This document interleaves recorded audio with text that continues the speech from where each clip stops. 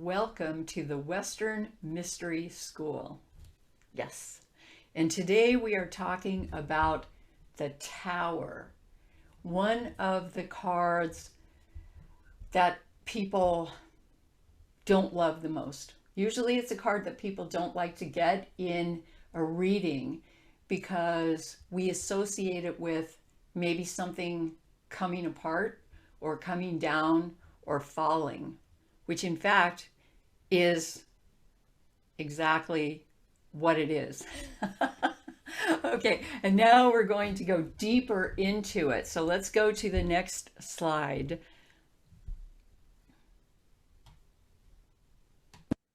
Okay, the Tower is a girder on the tree of life.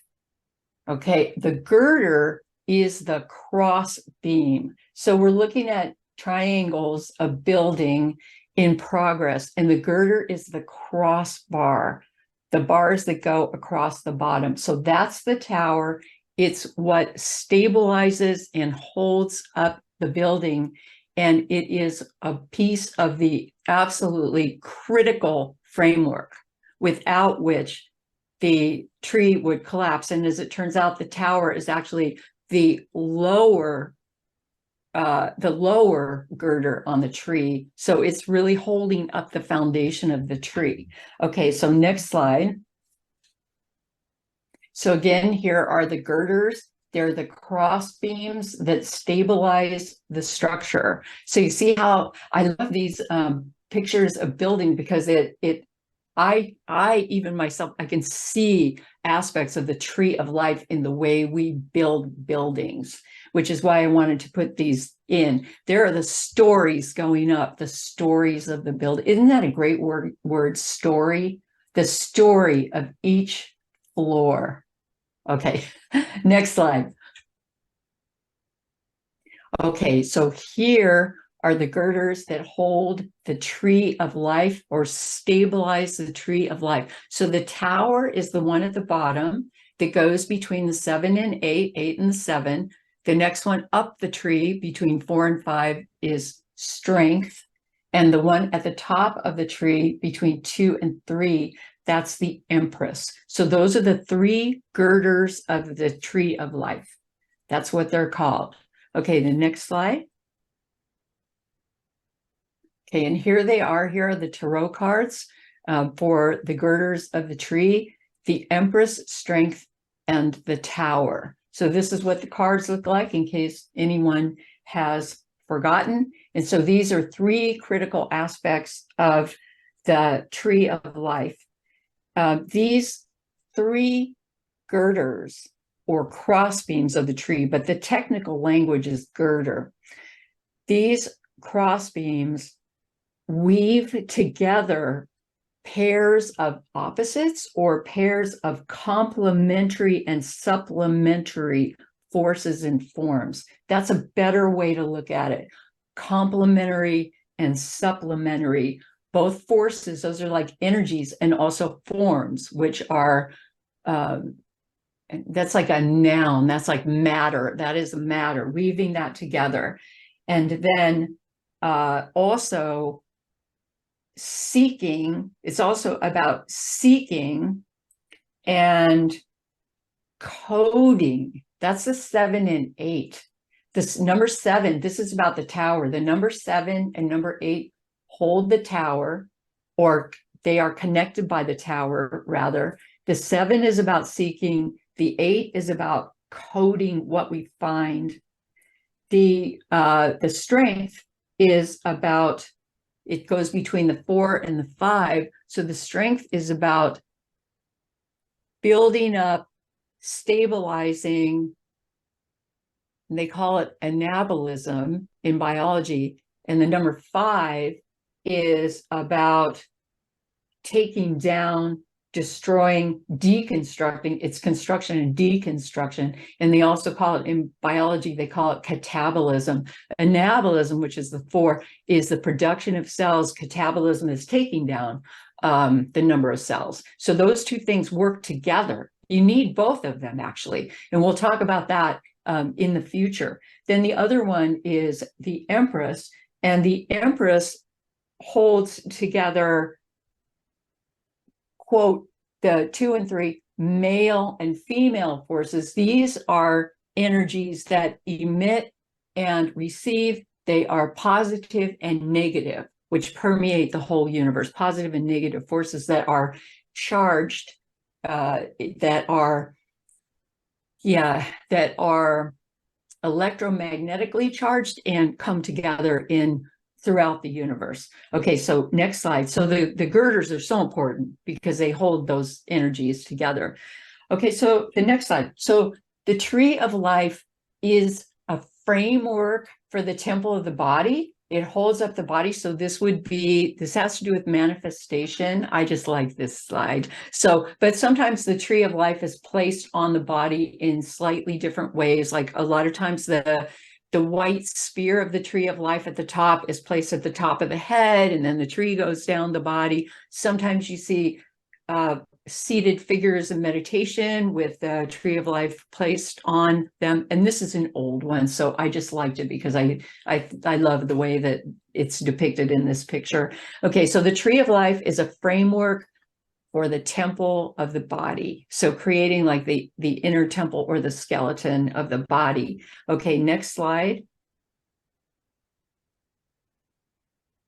The tree of life is a framework for the temple of consciousness. So this is the way we think, the way we understand things, the way we put things together. And here is a picture of an expanded tree of life, a fiery tree of life connected in with spirit. So this is consciousness, which is the mind, but this is also connected in with spirit because of the fire. And the fiery aspect is more at the top of the tree, and then it calms in the middle and moves down. That's, by the way, it's the 4 worlds of the tree of life depicted. I will say no more about that. Okay, next slide. Tree of life is also a window through which the heart receives and understands and knows. So this is a more abstract depiction of the heart.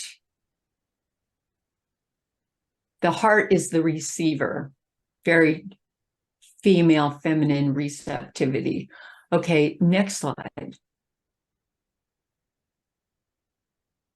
And here is a spiritual take on it. The tree of life is a temple that holds space for the evolution of spirit. So I picked a Western Mystery School slide, Kabbalah, with the all-seeing eye and the steps up to the all-seeing eye. So you have the 2 pillars and the steps up. So what is the all-seeing eye? I've been in a little bit of a debate about that with people. Okay, so I was talking to a Jungian this week who said the big contribution that Carl Jung made was he was very explicit about taking the idea of God from the outside to the inside. So that whatever divine existed without the self now, is pretty firmly established as being like within the self. Not that he was the first one, but he was a student of the Western mystery tradition as well, just like all of us are, which I find quite interesting. Okay, next slide. The tree of life is the hidden mystery by which the cosmos unfolds. So all those different elements and aspects of the tree of life exist throughout the cosmos. So this is something that I've written about as well in visionary cosmology. Okay, next slide. Yeah, so the tree, okay, now we're cutting to the tower. So the tower is also an aspect of the tree of life. It is the low girder on the tree. The tower is a personal and social construction, because this has to do with how we're perceiving, how we're understanding, how we are looking at things. So it's this personal and social construction of forces and forms, and it creates a foundation for the way we view the world. Okay, next slide. And this is a critically important aspect of the tower. The tower is a cycle, like all the tarot cards. Each and every tarot card is a cycle that goes from the building aspect, that first the idea, maybe then the construction, then the fruition, and then eventually it begins to fall into ruins. The death part, it comes down, it begins to come down. And so the tower, whenever we get the tower in a tarot reading, intuitively, we need to imagine what stage that tower is in. Is it going up? Is it holding for a moment, or is it coming down? Okay, so this is obviously a slide of ruins. The tower is a cycle from manifestation to return. Okay, then the next slide. Okay, the tower is also prison, right? The tower symbolizes power. And this is in all our consciousness. This tower of power, this tower that also can imprison us. It is a tower of power, a prison, and everything in between that. For example, as I just mentioned, Carl Jung, his tower that he built was a tower for seclusion that he could go inside of and do his writings. And he could also, in privacy, in that place, talk to the dead. We'll address that another time. All right, let's look at the next picture. The tower protects the vulnerable, as well as the prisoner, as well as holding the prisoner. It protects the vulnerable, and it provides a high place from which we can take in the view. This is a place from which we can, in a certain sense, guard the estate. We can shoot arrows out of the windows. All right, it's like, or whatever. Okay, this is in our consciousness going way, way back. It is protection and symbolic protection. It is a target to aspire to in many ways. It is a place to fire out of. Okay, this target to aspire to has a number of meanings, because it's like we want to create stone by stone with dedication and commitment. We want to create the pieces of our lives. And it also can become a target that others want to take down. And we ourselves might want to take it down at some point too, if we become trapped by the tower we ourselves have built. Okay, let us continue. Okay, next slide. The tower is also a stone silo. So I thought about, it doesn't have to be stone, but I just loved this idea of building stone by stone. So this is a silo. And I love this word silo, which is also the root of silence. It's stillness. And as I'm saying this, I'm hearing this cat meowing really loudly. I don't know if anyone can hear this cat. I have to let the cat in because she's completely attracted now that we're supposed to be on silence. Memento. All right, we don't have to cut that out of the recording. The cat is wandering around now. Okay, so silence. It's a place of silence. It's a place of stillness. It's a place of just being and holding whatever has been created. Okay, let's go to the next one. Okay, the tower in the tarot is ruled by Mars. And Mars is the god of war, both the god of war and the guardian of agriculture. which is interesting when you think about it from the point of view of the tower, because agriculture and the spreading of agriculture has something to do with the appropriation of land, and has for a long time. So then we start getting into boundaries, and then we start getting into disputes, boundary disputes, and then we start getting into war. And so here comes Mars, the god of war. And we can't see the top of I can't see the top of his head in this picture, but he's got a scythe on the top of his helmet in this picture. Okay, next slide. And these are his symbols, a spear and a shield, which makes the Mars symbol and also the masculine symbol. And Mars as well is a god of the military. Okay, let's look at the next slide, and I'm attending to the cat again.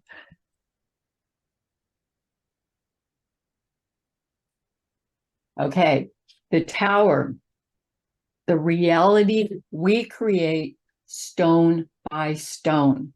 We build a psychological temple within ourselves, and we also build a sociological temple stone by stone, which is our society.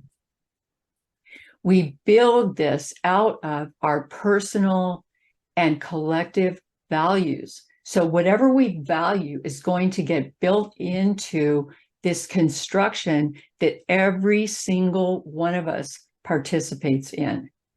The social construction of our own consciousness is one of the results. So we construct ourselves internally, we construct our world externally by every routine we do every day, and then it becomes the structure of our own consciousness and our personality. And we build that moment by moment by moment with every action of our lives, internally and externally. Okay, next slide. Now, having let the cat in finally, I have to close the door.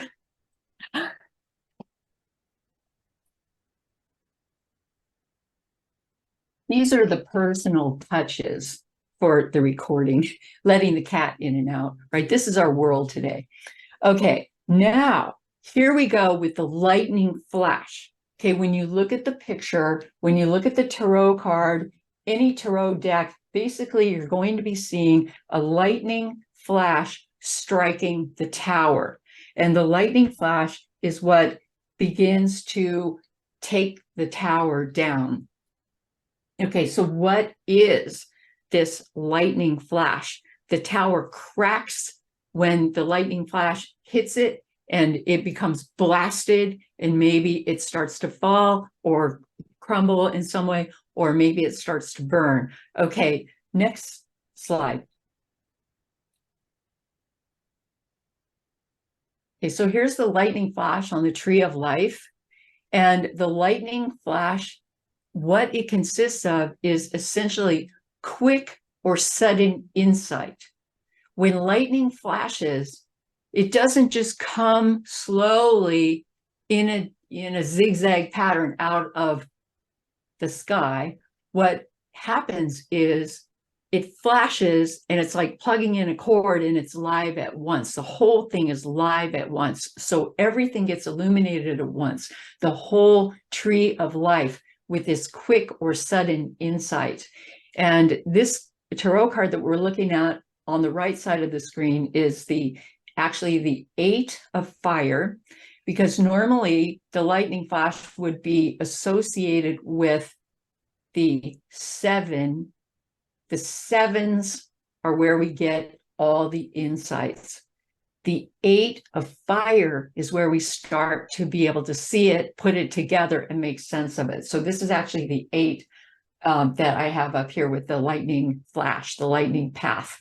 All right, so it's new information or a more widely illuminated field of information that is happening. Okay, next slide. Okay, this sudden insight, which I just mentioned, is the nature of the sphere number 7. So it would be all the number 7 tarot cards, which constitute and taken together the power of transmutation.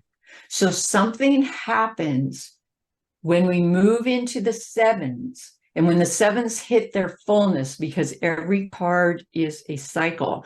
So when the 7s hit their fullness, something happens, some information comes through, something big that has the power to change everything. And remember that the tower connects number 7 and number 8. Okay, so next slide. The lightning flash symbolizes destruction as well as freedom. It's the coming of new knowledge. Okay, so here it comes. Something's happening. We're inside this power of transmutation. We may not know, we might not even have chosen to be there. We can choose to be there, and we can choose that transmutation or transformation, or it can happen to us, and then we have to deal with it. So, and if we see it from one perspective, it's total destruction.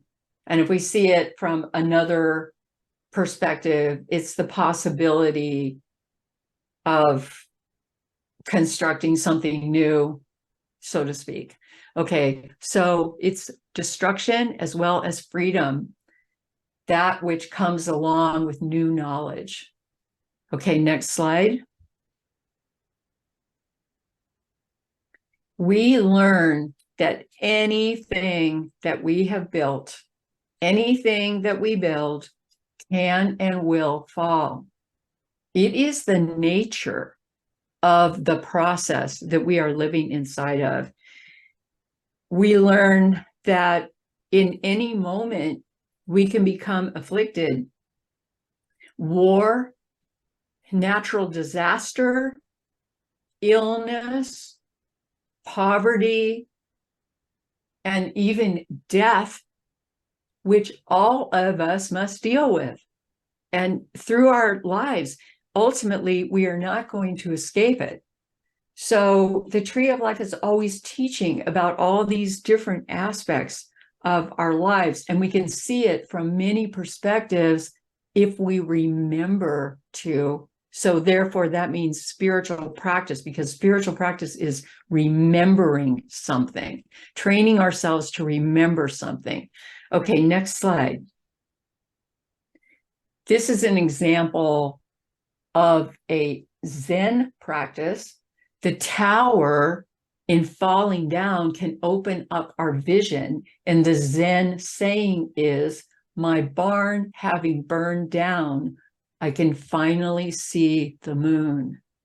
So there's a freedom of consciousness when the tower comes down, because we're talking about the tower coming down, and we're using the metaphor, we're using the tower as the metaphor, and we're also using all these examples as metaphors for the tower. But the tower is like the ultimate metaphor that we're working with right now. Okay, so the next slide. And again, we're back into the 7 into the 8, the sphere number 7 into the sphere number 8, sphere number 8 into the sphere number 7, because the path of the tower is going to move both directions. 7 goes into 8, 8 goes into 7. Transmutation into symbolization. 7 is transmutation, 8 is symbolization, and symbolization is about coding or symbolizing what we have learned, putting it into a form that can be communicated. And of course, even that form that we put it into at a certain point in time will probably change. So that will also be cycling. Now, sometimes the cycles are really big. Sometimes the cycle is 1,000,000 years. And sometimes the cycle is a few minutes. So, but it's always cycling. So the tower quivers with the lightning flash, maybe comes down. The question is, what is transmuting, and how will we understand that which is transmuting? And then how will we act upon it? Because when we come to acting upon it, we're really in the 8 energy, where we see it clearly, we can name it, and then we can act on it. Okay, next slide. The 7s and 8s. Okay, so the path of the tower involves all the 7s and all the 8s in Tarot. 4 7s, 4 8s. And for those of you who are deeply into this study, you are also going to know that it also involves some of the major arcana cards other than just the tower. But we're not going to go there right this moment. Okay, so the 4 7s, the 7 of fire, which is spirit, is the card of courage. And that card is telling us, be courageous, take heart, trust yourself, go forward, tell your own story. You know what you know, and what you know is really important. And you know it in a way that nobody else could ever possibly know it, because you are unique, you are fabulous and unique. So go ahead and have courage to face whatever you need to face. The next one is in heart is the 7 of water, insight. Okay, we've already talked about insight, but here's where you get that sudden insight that comes. And on the card, it's about dropping into, really, it's into some kind of meditation on what's happening. And then you get the insight. Usually the water is about dropping down. 7 of water. Water has to do with dropping into.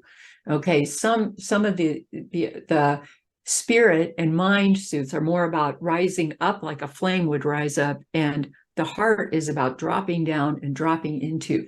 So then we have the 7 of wind, which is about the mind and consciousness. Many tongues. So the many tongues is about sharing. It's about talking. It's about expressing. So we have first, it's like, take courage, trust your insights, share, expand, and consider all the different alternatives. And then body, that would be the earth, 7 of earth, new garden. It's the garden, creating a new earth. Okay, where will we go out of this? How will we work this? How will we put it together? Okay, so that's the 7, the power of transmutation. And then the power of symbolization. I reversed the order, starting with earth. First, it's the mountain, persevere, stay on the mountain, keep going, trust yourself and keep going, 1 foot in front of the other. Then in the suit of wind, air, mind, power shield. And what's your power composed of? It is composed, what's your shield composed of? And it is composed of your own courage, the courage of your convictions, which result from your deepest truth and your deepest love personally. So you're walking with that shield, with that kind of power, and persevering on the mountain, which is a metaphor for life. And then in the sphere of heart, the water, still waters. In this place, you are still dropping down to know. On the card, when you look at the card, you see that the seeds of the future have already been planted by you because of your diligent preparation of the ground of yourself and the consideration of what are your deepest values. Those seeds are planted in this card, still waters, but they're not growing up yet. They're only baby plants, and they will come into fruition. And then the last one is in the suit of fire, spirit, lightning path. Okay, and this is now what has been illuminated. So I'm looking at it from 2 ends, really. The lightning flash that comes and then sets everything in motion, and then it goes through its entire cycle, and then we understand the whole cycle, and it becomes a path. for us to follow. Okay, so the next slide. So here are the sevens. Again, power of transmutation. 7 of fire, courage is the first card. The next card is the 7 of water, insight. The next card is the 7 of wind, many tongues. And then the last card is the 7 of earth, the garden. It's called, and on the previous slide, I put in new earth because I made a leap. It's really called the garden. It's not called new earth. But boy, when I was making that slide, it was new earth in my mind. Okay, so the last slide is the garden. You imagine it and it will become. Okay, next slide.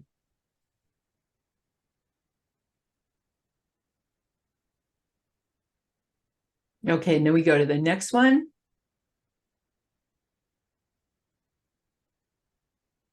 Oh, okay. Okay. And then this is the power of symbolization. It's the number 8. Okay. And in the 8 is where we name the insights that emerge within the quest. So here's where we name and then we code these insights. We code them with words, with images, with logos, with formulae, all of these kinds of things. So we name the insights that emerge within the quest, and these emerging insights then create plans and actions. So the 8 of earth, the mountain, perseverance. Then we have the 8 of wind. This is the courage of your truth, love, and conviction. Okay, this is your power shield, what constitutes your power shield. The next one is the 8 of water. That's where your seeds have been planted, but they're not yet growing. So the best thing to do is just protect and water those seeds of the future, and they will come into fruition for you. And then the last one is, seeing the way it all fits together. That is the lightning path, a card of spirit, a card in spirit. Okay, then the next slide.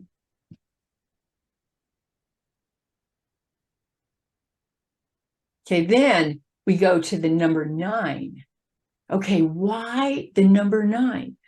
All right, the reason that we go into number 9 is because everything that's happened on that path of the tower between the 7 and the 8, as the power is raising up and falling down, all of this flows into sphere number 9 and is held in sphere number 9.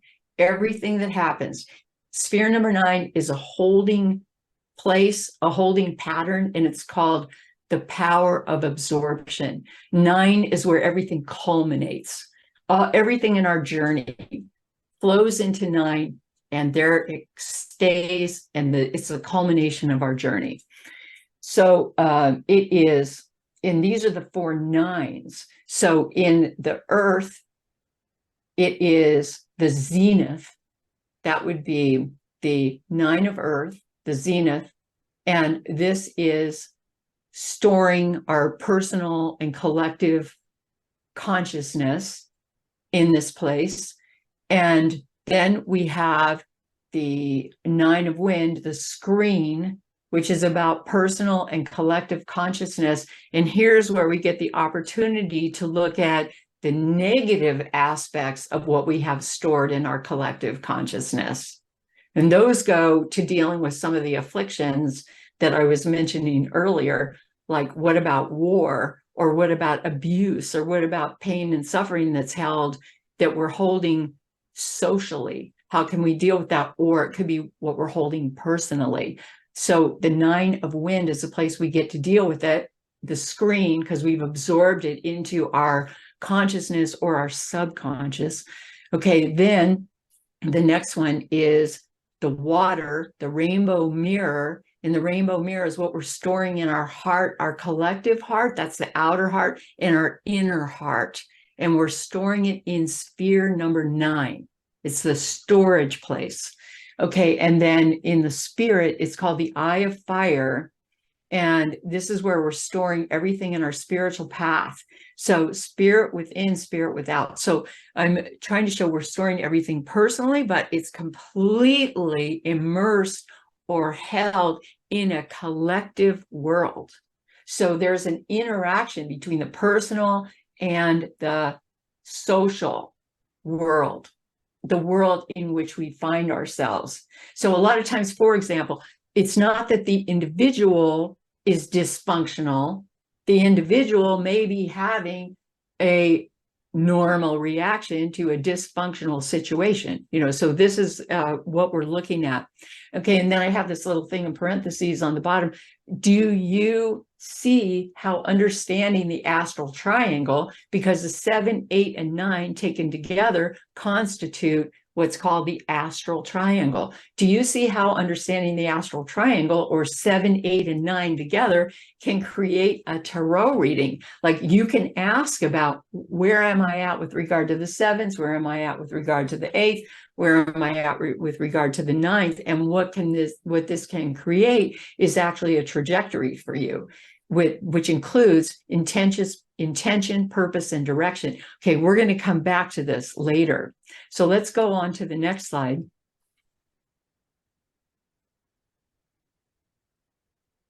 Okay, and these are the 9s again, the power of absorption, the storehouse of all that is or seems to be. This is number 9, whether it's conscious or subconscious, or we could put unconscious. The 9s store all of that, whether we're aware of it or not. So everything that's happened to us gets stored in the number 9. And then we act on the basis of what we have stored in there. And just for fun, I put stored in the personal and collective silo, because it's like an invisible tower, this consciousness, in which we hold everything we believe to be true. It's kind of like a library. So we'll put the library into the tower. Now it's a little bit like a library. Okay, and these are the 4 9s again.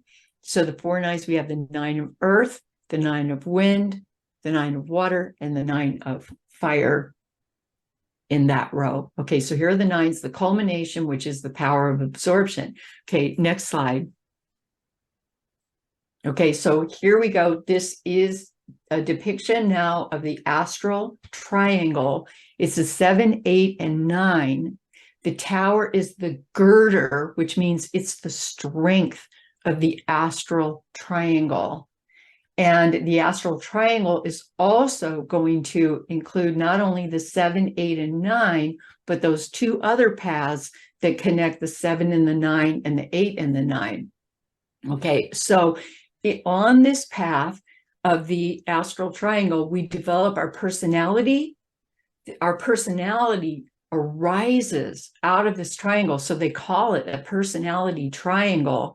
They say, here's where we develop our personality. Here's where we develop our character. Here's where we develop our self. It's our understanding of who we think we are. So I was also sinking into, well, why is it called the astral triangle? And a lot of people ask that question, why is it called astral? And this is because it's not really visible.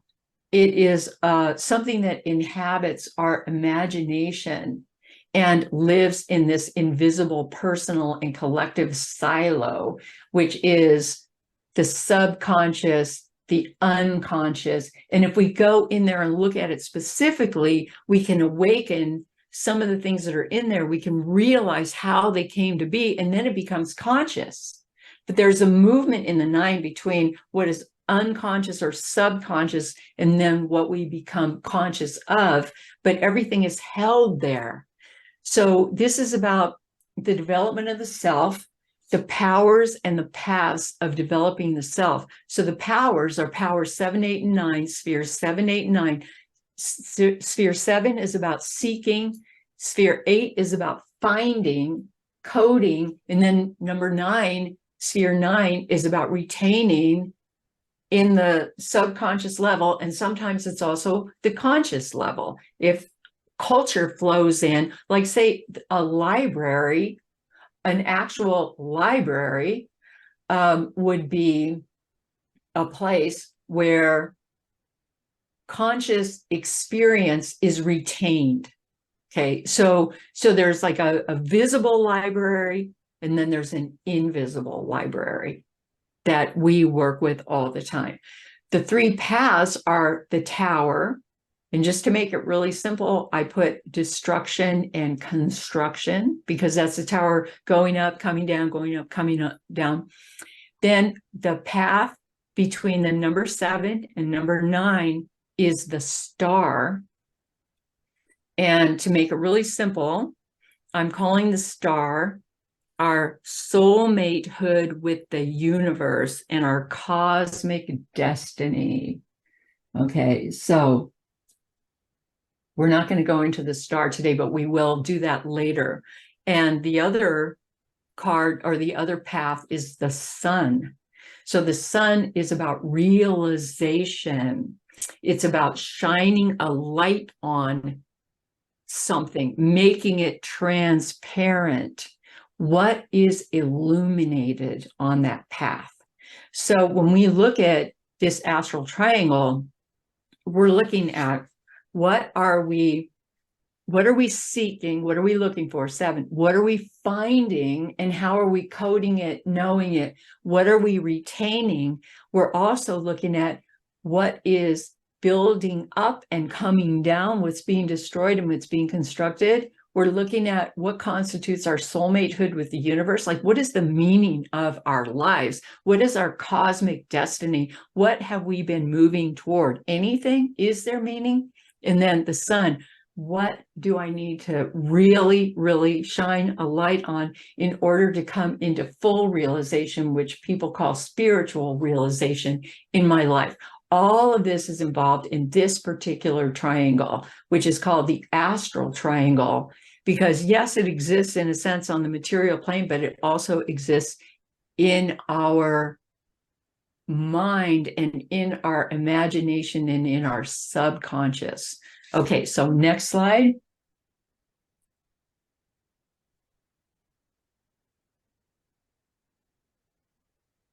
Okay, so the tower, so if you can picture this, and if you look at that 7, 8, and 9 on the left, and you look at the astral triangle, you'll see that the tower creates a ceiling. It's an upper bar that crosses over the star and the sun. So I was trying to depict this as, here's the tower holding the bar there for the star and the sun.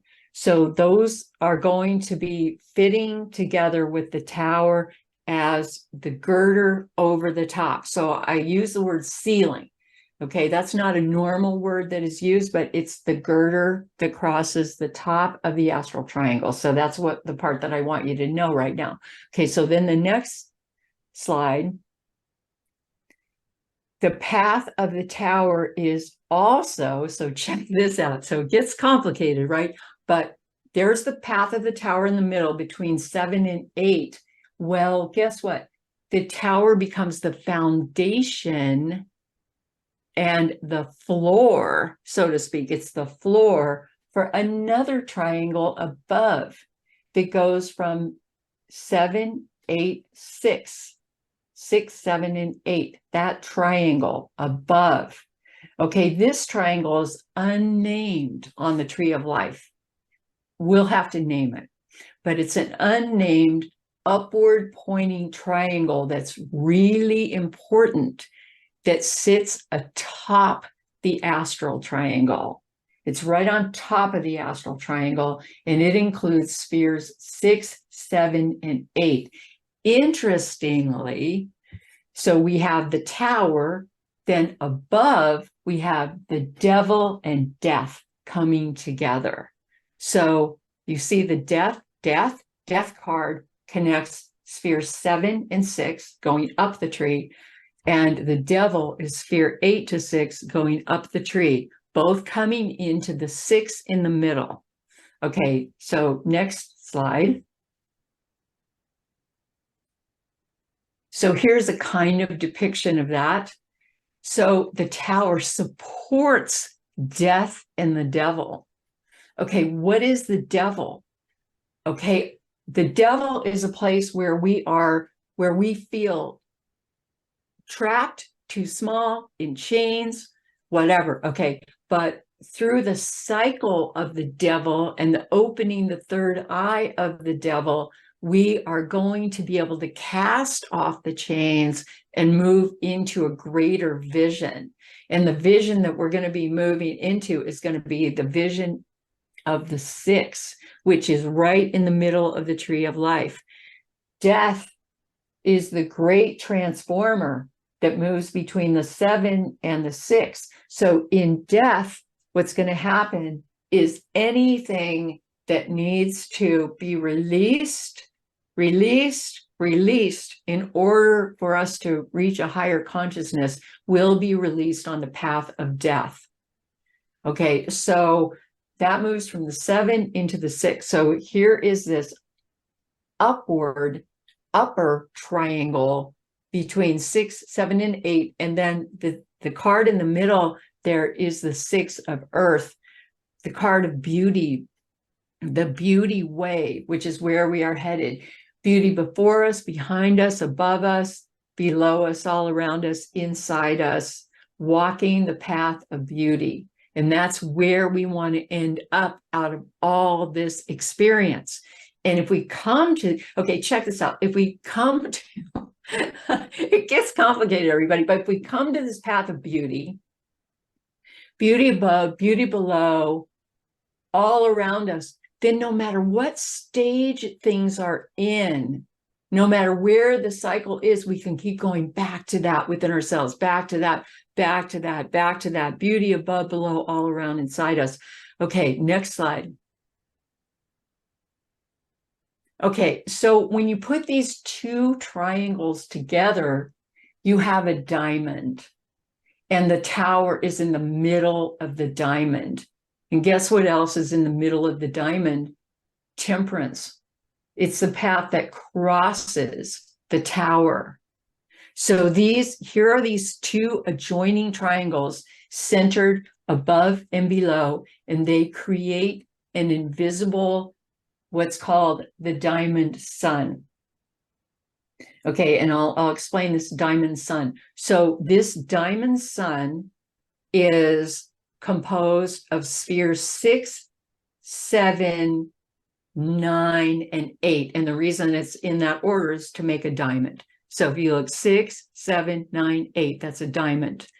Okay, and the center of the diamond pattern is the intersection of the paths of the tower and temperance. So in temperance, we're trying to balance, we're trying to get upright, we're trying to move. In temperance is called the desert way.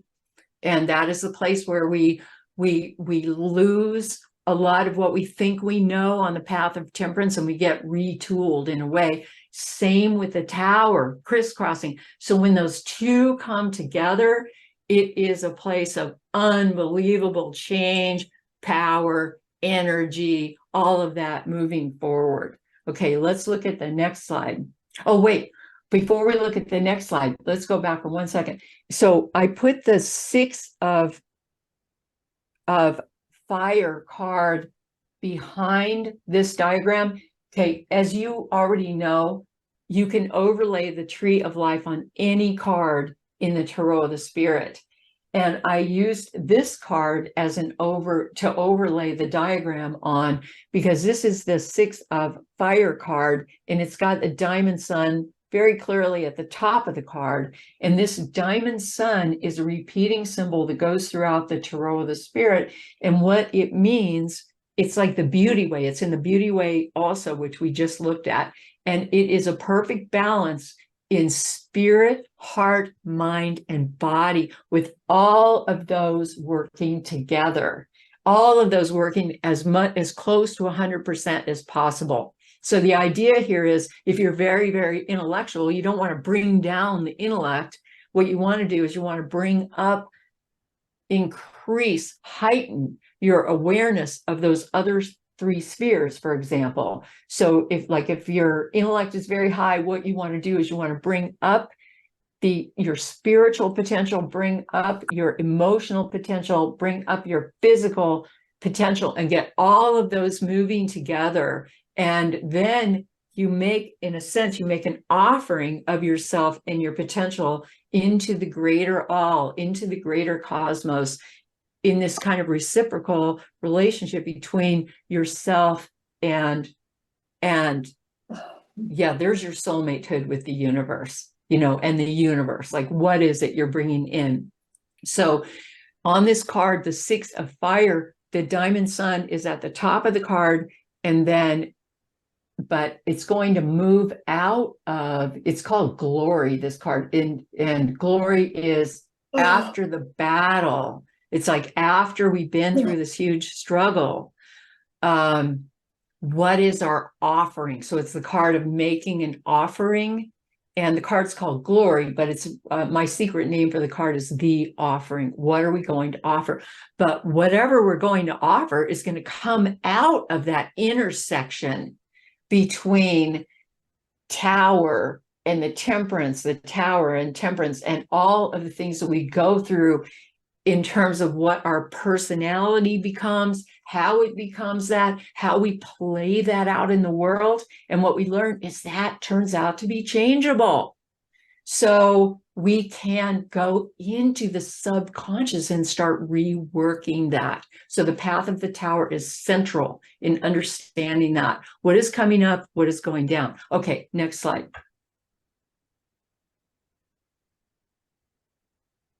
Okay, so here it is again on the path of temperance. So here it is the crossroads, the diamond sun below. It's this crossroads, this intersection in the middle of the tower and temperance.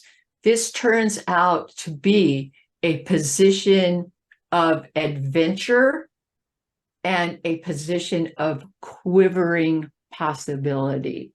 So instead of looking at it, we can look at it with terror if we want to, because a lot of things are changing. We don't know what's going to happen. Or we can look at it from a different perspective and everything in between. All right, what is the possibility here? And we can look for the places to make the inroads. And we're going to have to take into account all of what is here's the star. What's my soulmatehood with the universe? The sun, what needs to be illuminated? Death, what needs to be let go? The devil, what chains need to be cast off? And then we're going to be moving the energy, and we're going to be headed up the tree into this space of enlightenment of the beauty way. Okay, I hope you're tracking with me and you can follow this, because it's a lot of information, and I realize that. Okay, next slide. Okay, so once again, so let's just repeat. All we know and all we don't know is held in this conscious and subconscious repository of sphere 9. Okay, that's the conscious and subconscious. Maybe you could put in unconscious. It's the power of absorption. Everything is absorbed and contained.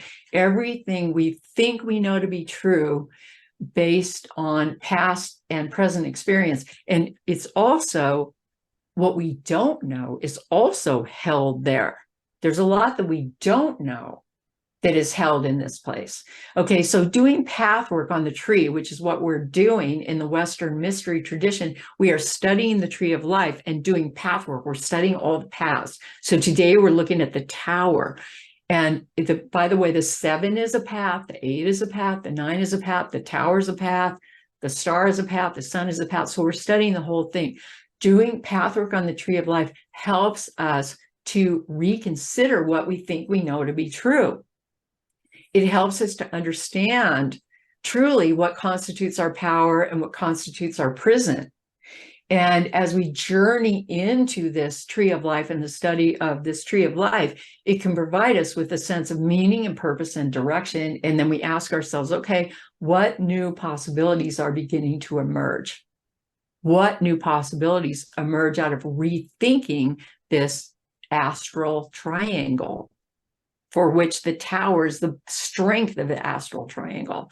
Okay, as it comes up or as it goes down. Okay, so next slide. The girder of the tower, the girder is the tower, right? The low girder on the tree.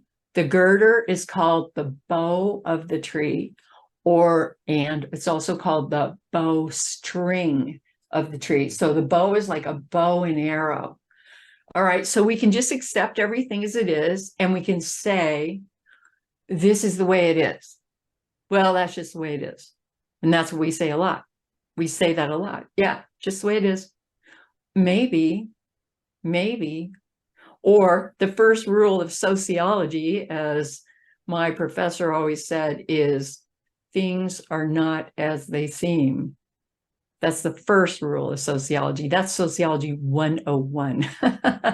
Things are not as they seem. So we can walk in the world as we know it, just whatever it is, or we will see fit to change it as we learn. So we can change it even just by changing our own momentary daily routines. Okay, so this is the archer getting ready to shoot the arrow up the tree. Okay, and that the bowstring is, imagine the bow is the path of the tower, and what she or he, I'm not sure, is doing is pulling back the bowstring, and there's the arrow that's going to get ready to go, and the bowstring is going to get pulled back, and the bowstring is going to come all the way back to number 10, sphere number 10, and that's as far as it's going to go. And then the archer is going to let that arrow loose, and it's going to fly up the tree.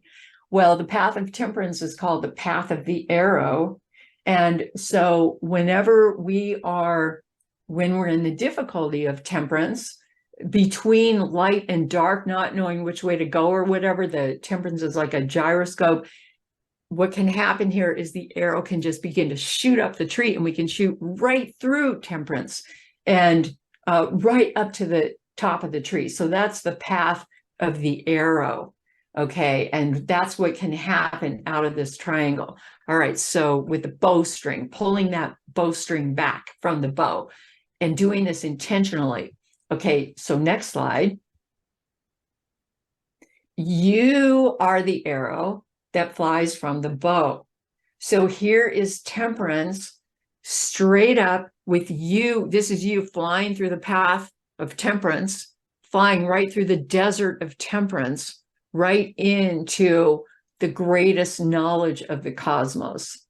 The bowstring pulls back to sphere number 10, Malkut, and then is let loose to fly up the tree into expanded ways of knowing. That's where we're going, right over the path of the tower.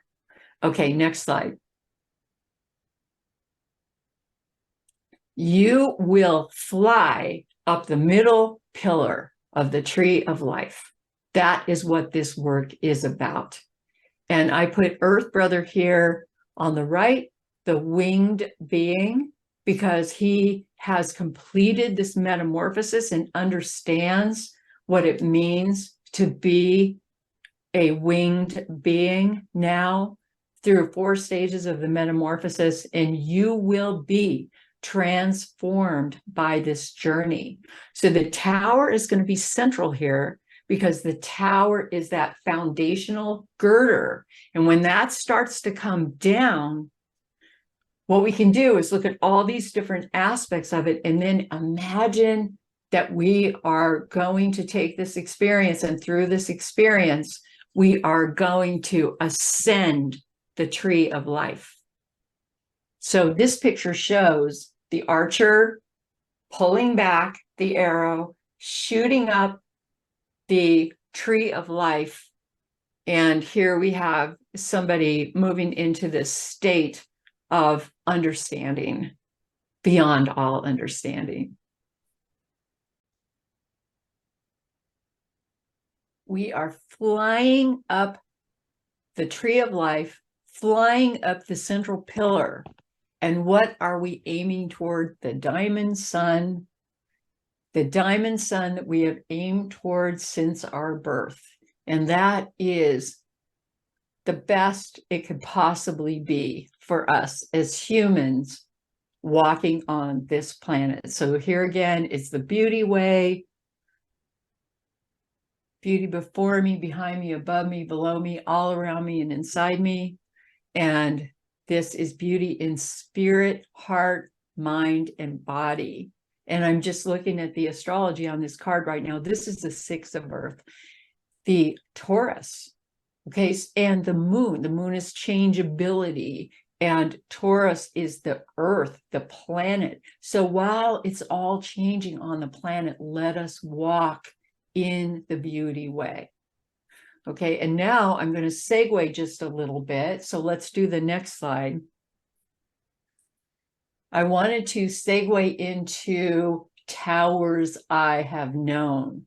And this is personal, but I want you to think about towers you have known personally. So some of them may be exterior towers, some of them may be interior towers, but what towers have you known? So here's the Leaning Tower of Pisa. I thought of this one. What towers have I known? The Leaning Tower of Pisa, because the big question about this tower is it going to fall? Is it going to tip? Is it stable? Like every now and then you see it in the news. So anyway, I was living in Europe a long, long time ago. So I went to see the Leaning Tower of Pisa because I just wondered. I heard about it when I was a kid. You know, first grade, this is the kind of thing you hear about in first grade and you get worried. Oh, is it going to fall? Anyway, I went to see the Leaning Tower of Pisa, and I have to tell you, it wasn't very tall. So it's not too tall. It's a pretty short tower as towers go. So I thought that was interesting. So that was a big learning experience for me. It wasn't how I thought it was going to be when I was 7 years old. But it was good. It was impressive.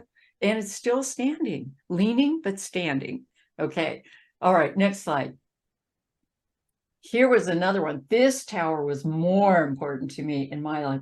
This one was, this is Hoover Tower at Stanford University. It doesn't look too tall, but it's pretty tall. It's tall enough. You can see it from a great, great, great, great distance. You can see it from a few towns away if you're in the right position. It just comes up out of the landscape. So, and when I first saw this tower, when I first started working there, it was like, oh, I'm part of this now, because the tower's power. And, you know, and it's like being part of this system, and the Hoover Tower really represents the system. This is the part I wanted to tell you, very personal.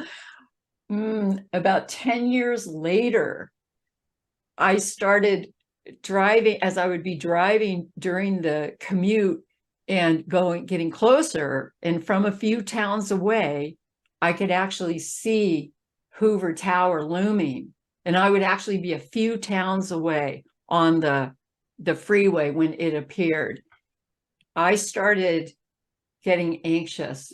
This is the tower. Nothing happened with the tower, but in my mind, the tower went through a number of stages over a period of about a decade until I didn't want to go there anymore. It was interesting because what had freed me into a place of power, a position of power myself, was something that later, such as the devil, created chains around me from the tower. Suddenly I felt chained. I couldn't publicly do the Western mystery tradition out of that place, for example. It's not a good fit. And, you know, so I couldn't do that. And so there were things that I had to die to. So I'm confessing now that this tower actually became symbolic. I felt like I was living in the shadow of the tower. And so I thought of that when I was working on this tower lecture, how I had to take down the tower so that I could be free, even though it meant walking away from some of the power. Okay, so next slide. This was a tower that seemed, I didn't even realize how important this was in my life, but this cultural icon, the Washington Monument. And in my mind, all I can see when I see this monument is I can hear Martin Luther King, I have a dream. And that's what it means to me. So I'm still celebrating Martin Luther King when I see this particular monument. Okay, then the next slide. This one is a little scarier. So here's the Twin Towers. Okay, the next part is a little bit graphic. So I apologize to you in advance. This was a big event in all of our lives. So here were the Twin Towers. And as we all know, those towers were targeted because of what they represented in terms of being an icon of American achievement. Oh, as I'm saying this, my heart's starting to pound. I just realized my heart's pounding, really pounding. So those towers were, as we know, that they were burned down on September 11th, 2001. And on September 11th, 2000, I was sitting up in those towers with someone who's in this class, Pamela Wiley, who's in this class. We were sitting up in the towers in the windows on the world bar restaurant, looking out, looking way down to a church which at one time had been like the tallest tower in the area, but now it was so far down and so little compared to all the skyscrapers. And we were looking down into a labyrinth, which we walked that day in the church garden, so to speak. And there we were sitting up there, September 11th, 2000. Reason we were there is because I had gone there to, this was a like major event in my life, to teach Kabbalah to rabbis. That's when Kabbalah was becoming popular at that time, and Jungians.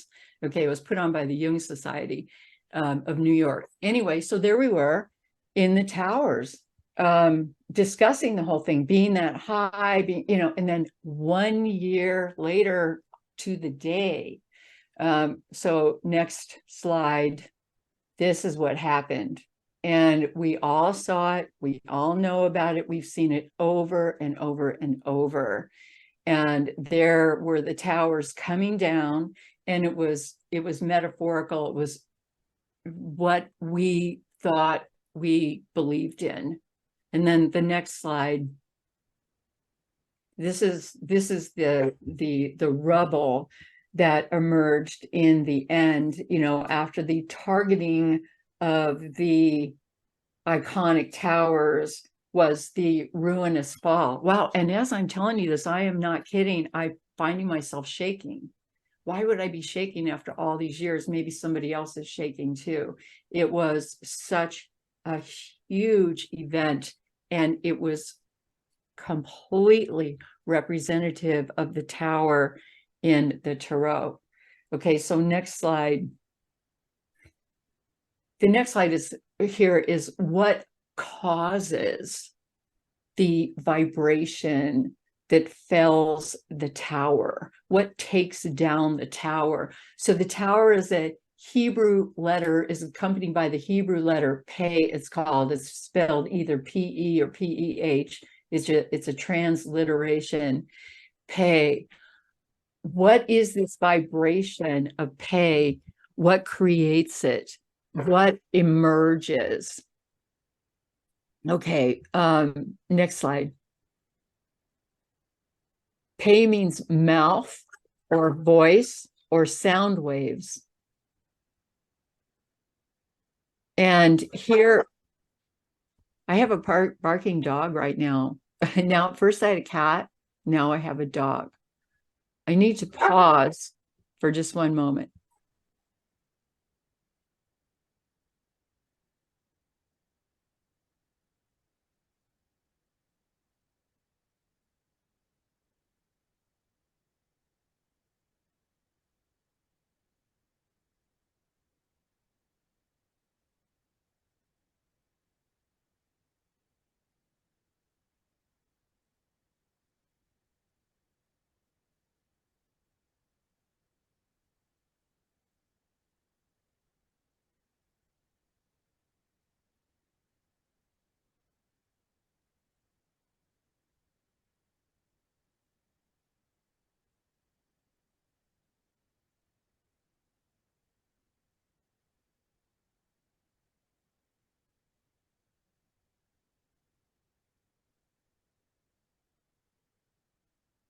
The tower is Pe, P-E or P-E-H, which means the mouth or the voice, and it's about sound waves. So I want to talk to you about sound waves and what they are. And this is by way of getting at your voice, your sound, because your sound is all connected with the tower. Okay, next slide. He is also the voice of the cosmos. And there are times that we can hear the voice of the cosmos louder when we are in silence, like in the space of the silo. But sometimes we're going to be hearing it really loud externally. Okay, next slide. Okay, a sound vibration begins. It flows outward, and then everything in its path is transformed. And the reason for that is because sound waves pass through solids. Sound waves pass through matter. And as the wave passes through, the matter is rearranged. Okay, and so all the sound that moves into the universe, and the tower is all about sound, all the sound that moves into the universe changes the universe. Okay, next slide. The sound vibration, a sustained tone, passes through and rearranges solids. So I want to show you this, how a sustained tone changes things. Not just a sustained tone, but any kind of sound vibration changes everything. But here's what happens with a sustained tone, which is a single note or single tone. Okay, so the next slide. So I did these experiments with sound to see if this was true. I had heard about these experiences, and I had seen one of them demonstrated at a science museum, so I wanted to try it. So what you're looking at right now is you are looking at salt that is sprinkled on top of a piece of wax paper, and the piece of wax paper is taped. This is my experiment, taped on the top of a speaker.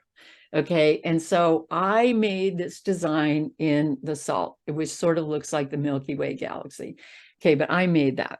And then I had a keyboard hooked up to the speaker, and then I started to play one note, which was a C tone, a middle C. Okay, so I'm playing the middle C. Okay, the next slide. So all the salt jumps up and starts bouncing, bouncing, bouncing, bouncing. And it bounces, bounces, bounces, but then it starts to come down in a very specific shape, very specific. It all comes down and then it completely stops moving. So the first picture is the C at 3 minutes in. It took 3 minutes for it to come into that form. And then it kept moving, but really slowly for the next minute and a half. And then it created the image or the vision on the right. Okay, so what was amazing about this is the image that the C in particular produced. And the images that are produced start to look like something. They start to look like pictographs. They start to look like calligraphy. They start to look like Hebrew letters. Okay, so then we change the note after it completely stops. Okay, by the way, there will be, like, you see some salt kind of scattered around the edges. That salt keeps moving where the rest of it doesn't. But there are outliers that keep bouncing, these outliers, and they didn't make it into the form. They're still out there somewhere bouncing. Okay, but they might have a chance when they might move in when the next tone is created. So I did many, many tones. So then let's look at the next slide. I just wanted to show you an example. Okay, so what happened is now, once it gets formed, I take a picture and then I'm going to switch the note to something else. So here's an F, for example. So this one was 3.5 minutes into the F, because I was also wondering how long will it take before a new steady state happens. So I start to play an F, everything leaps up and it's all over the place. It's just traveling.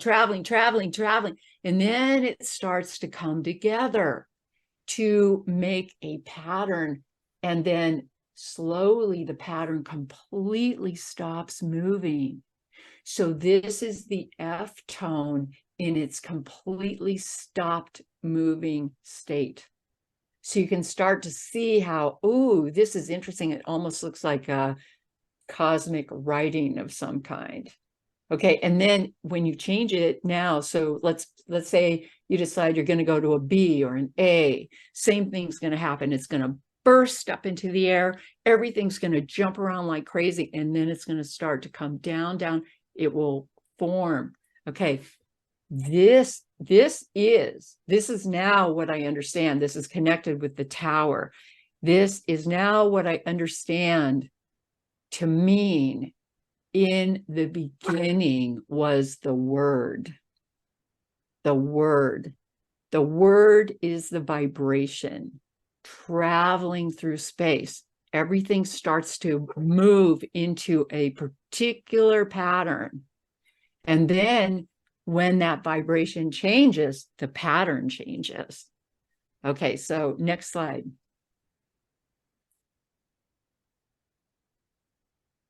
The tower is the thunder, the sound that emerges after the lightning flash. So first you have like a lightning flash, light. Then you have sound.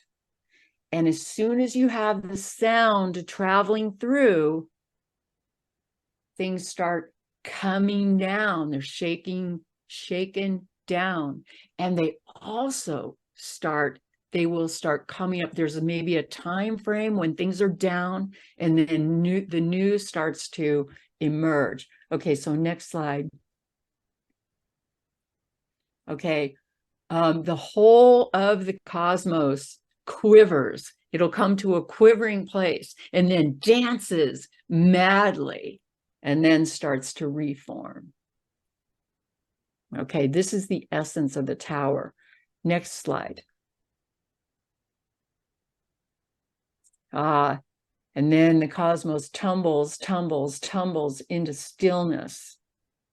This is like between movements. Okay, next slide. And then a new steady state emerges. When the new vibration begins, the new pattern is raised up. Okay, all right, all a metaphor. Okay, let's keep going. Next slide.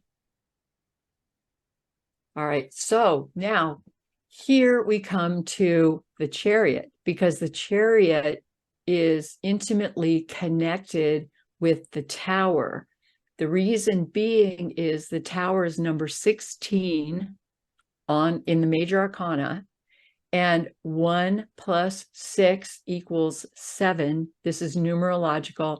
The chariot is number 7.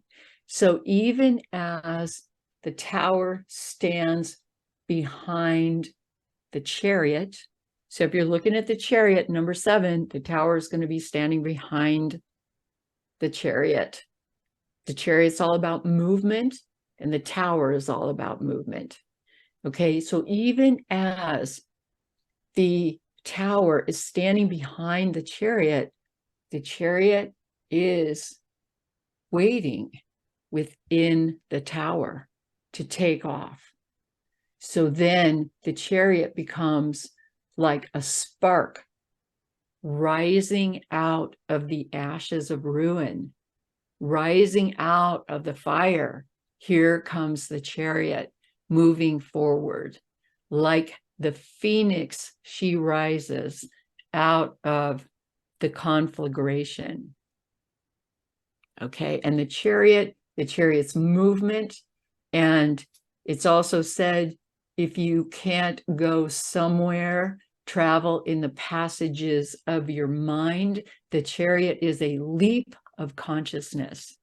And now I am depicting the chariot as the spark that rises. Okay, then the next slide. The chariot leaps into action. This is a leap in consciousness. And then here's a mystery of the chariot. Who is driving? Where are we going? Am I driving this chariot? Am I driving this vehicle? Or who is driving? Interestingly, when you look at the mask of the chariot and you compare the mask of the chariot to the pattern on the high priestess card, you're going to see it's an exact match, which is kind of interesting.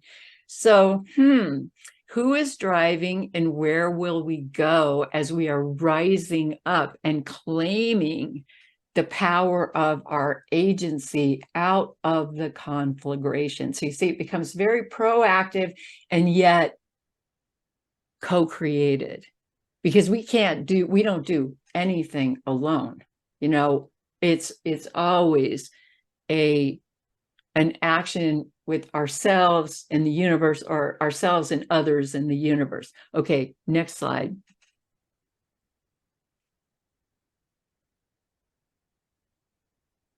Okay, so here's the priestess, and the priestess is holding the Akashic records, and basically the task becomes, or the challenge becomes, to inscribe a new story in the book of life.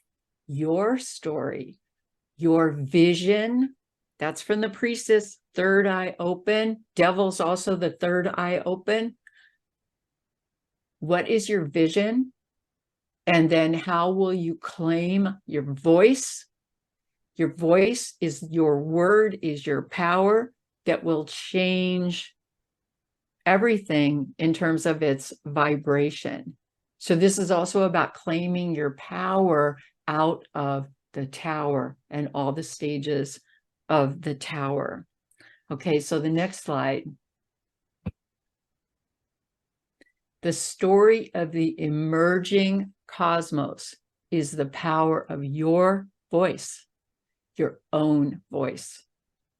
So that voice is going to emerge up out of the astral triangle, reimagining who you are, or claiming your deepest values to be the fullness of who you are, and then expressing that. This is the expression in the world. Okay, next slide. And here we have a tarot reading, and this tarot reading is a way that you can look at each aspect of the astral triangle to begin to move the energies. So here we have the path of the tower, the path of the star, the path of the sun. We have the 7, 8, and 9. And so essentially, as we go through it, we're going to lay the cards out in the position of the astral triangle. And then we're just going to go into it. What is the name of the tower you have created? That's the path of the tower. See what card falls in that place. And then imagine what stage is that in, that path of the tower. Okay, and then what is being illuminated? That's the path of the sun that goes between the 8 and the 9. What is your vow to the universe? Path of the star between the 7 and the 9. What new insight is arising? That goes with sphere number 7. How will you act on this insight? Sphere 8. How does this reading change your foundational knowledge? That is that place of absorption, conscious, unconscious, sphere number 9. So this is the reading, and this would be an astral triangle reading. Purpose of this reading, to set in motion what you want to move, what you want to change, and how you're going to take off and move up the tree of life. Okay, so we're going to end this lecture for today, and you can come back to this particular place and leave it on the screen. Okay, so let's go to the next slide. And here is where we end. We end in a place of gratitude. And if you would like more information about this, you can look at Kabbalah and Tarot of the Spirit, which I wrote, or you can also look at Tarot of the Spirit. But Kabbalah and Tarot of the Spirit has a lot more information in it about the tower. And then there's the website, www.tarotofthespirit.com. So we will end right there for this moment. And thank you very much for your kind attention.